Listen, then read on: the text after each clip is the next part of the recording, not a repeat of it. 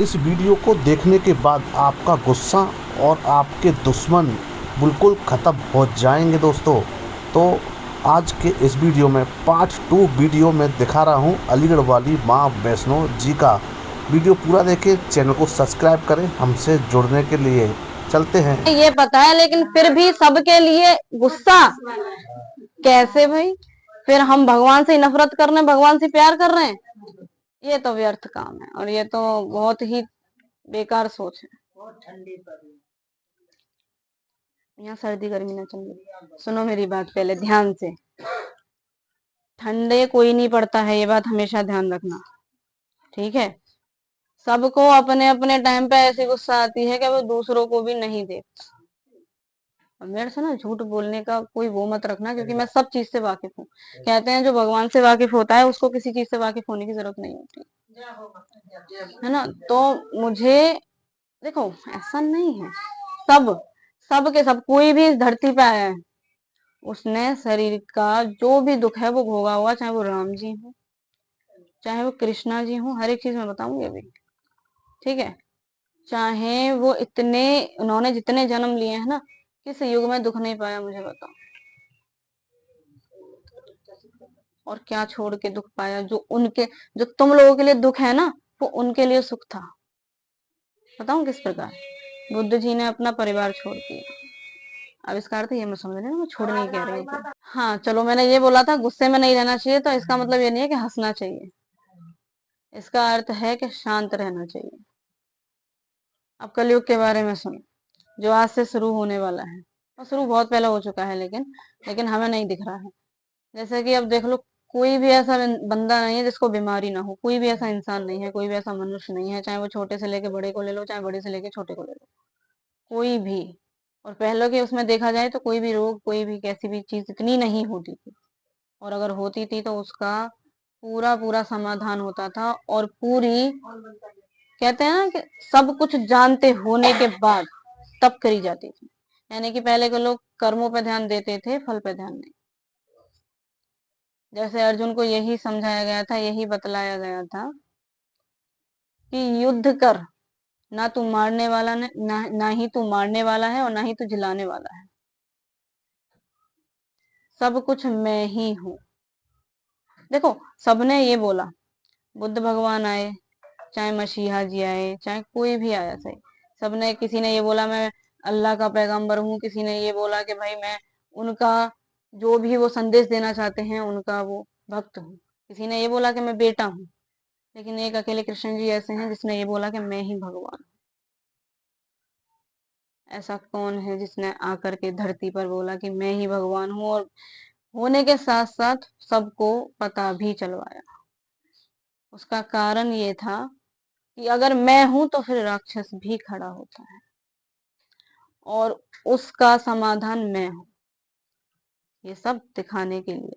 देखो, अगर मेरी कड़ी से कड़ी सुनते जाओगे तो वो जुड़ी हुई है, अगर ठीक से सुनोगे तो। अभी मैंने पहले समाधान की बात करी थी, और समाधान का मैंने बीज बता दिया। समझने के ऊपर है बस। दूसरा, आज से पीड़ा तो देखो शरीर को हो चुकी, लेकिन शरीर से पीड़ा तो बहुत कम की बात है। लेकिन जब सामने हमारे ऐसे ऐसे भयंकर चीजें होती है ना, तो हमें जो पीड़ा मिलती है, फिर हम कहते हैं भगवान या तो एकदम से उठा ले, या फिर ऐसा मत मार।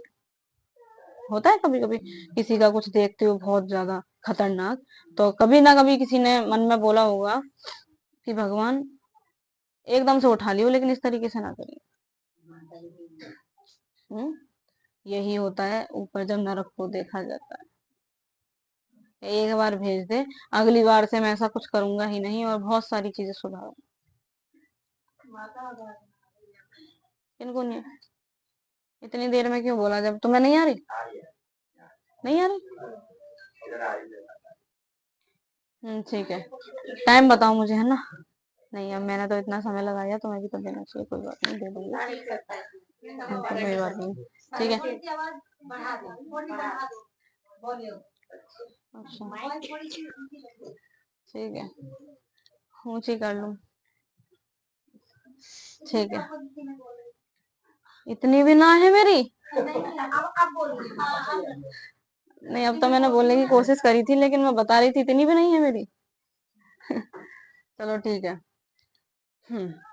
तो आज से जो पीड़ा देने वाला शरीर का जो कारण है वो तो सभी को पता चल गई होगी, थोड़ा बहुत अगर ना चली होगी तो फिर मैं बाद में बताऊंगी, क्योंकि पहले मैं ये बता दूं कि अब क्या होगी। ठीक है। अभी जो 8 महीने चल रहे हैं इनमें बहुत सारी चीजें ऐसी होंगी कि तुम्हें डर तो पहले ही लग जाएगा बहुत अच्छा वाला। हाँ, ये बात अलग है कि यहाँ थोड़ा समय के बाद आएगा, लेकिन दिख पहले ही जाएगा। सब जगह ऐसी ऐसी खबर आएंगी जिनसे तुम भी परेशान हो जाओगे, और बिना कहे भगवान का नाम लो, किसी को कहने की जरूरत नहीं पड़ेगी उस वक्त। फिर कहेंगे हे राम, हे भगवान, अब तुम ही हो, जो करना है तेरे ऊपर है। करते हैं एक टाइम पर, कहते हैं कितना भी परेशान हो जाए कितना भी, लेकिन एक टाइम पे जब हार जाते हैं तो क्यों हम उनके याद करते हैं, उन्हीं को बोलते हैं। देखे तो है नहीं किसी ने, जाने तो है नहीं किसी से, लेकिन हाँ बोलेंगे उन्हीं को। क्यों? क्योंकि कहीं ना कहीं हम जुड़े हुए हैं, अपने आप ही बोलते हैं। रोते हैं तो भगवान को याद करते हैं, जब कहते हैं हमारा कोई नहीं है एक ही है। क्यों कहते हैं? हमने देखा तो है नहीं कौन सा एक।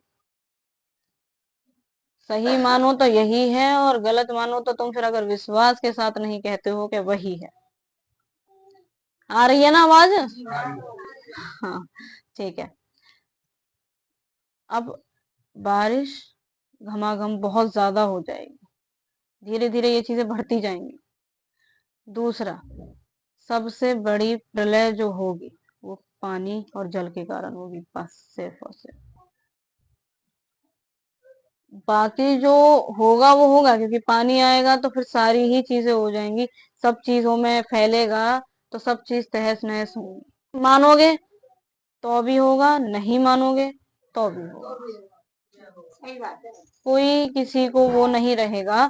भगवान सिर्फ बताने के कारण है, और बताने के लिए बहुत लोग हैं। देखो, कोई भी हो, बताने के लिए बहुत लोग हैं, लेकिन मुझे बता दो कितनों ने सत्संग सुने हैं, कितनों ने क्या करा है, किसने उस बात पे चला हो। क्योंकि एक टाइम पर पता है क्या, वहां से सुन के जाएंगे, घर पे क्या बोलेंगे? अरे सब बोलने वाले होते हैं, किसी को नहीं पता कि हमें कितनी पीड़ा होती है। हमें ही पता है, वो तो जो भी जिस पे बीतती है वही जानता है। अरे तुमसे पहले उस भगवान पे बीतती है, जैसे एक बच्चे के लिए माँ पे बीतती है। वो ये सोचता है कि इतना अच्छा फूल बना के भेजा और कांटे इतने बोला या कि मेरे को ही चुभ रहे हैं। होता है ना। राम जी ने मर्यादा क्यों दिखाई थी यहाँ आकर के? कि तुम उससे कुछ सीखो, वरना ना वो वहां बैठे बैठे सब कुछ कर सकते, उन्हें धरती पे आने की जरूरत नहीं। उड़ जाएगा, और किस बात की गारंटी? इंसान तो चलता फिरता रहता ही है, जैसे इंसान तो उल्टे सीधे कर्म करते रहता ही है, तो उसे टूटना ना टूटना एक ही समान हो जाता है। खैर, मन। और फिर मैंने तुम्हें ये भी बताया